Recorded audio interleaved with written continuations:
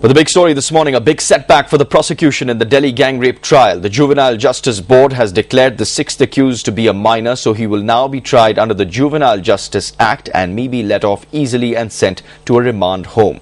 The police, however, have the option of challenging this order. CNN IPN's Shubhajit Sengupta reports. Well, the big question then is, should minors get away easy, especially in rape cases? That was the point of debate on India at 9 last night. Case studies have shown that despite the fact, even in the USA, where the judges are allowed more discretion, that has not stopped child crime.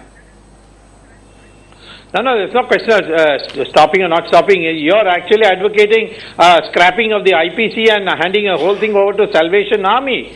This is not a question that just because murders take place, therefore there should be no IPC. The question is, when somebody commits a crime which affects the rights of somebody else in a very grave way, leading to a loss of death, there has to be a retribution. Retribution is an essential part of any system, including religious system. So are you saying that he must be subject to exactly the same punishment as the others? Is that what you are saying? Because he was involved in the crime? He should be subject. He should be subject to a proportionate punishment. Crime and the punishment must have a sense of proportion. You cannot have someone getting away with 6 months and 3 years when the crime is of a heinous nature. Would you concede that that is where the law needs to relook possibly at the Juvenile Justice Act?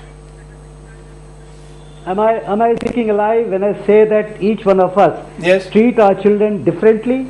Aren't they supposed to be treated differently? Below 18 years, a child doesn't have a right to vote, no right to property, no right to engagement of a lawyer, no right to marry, no right to drive. He doesn't have rights at all below 18 years of age.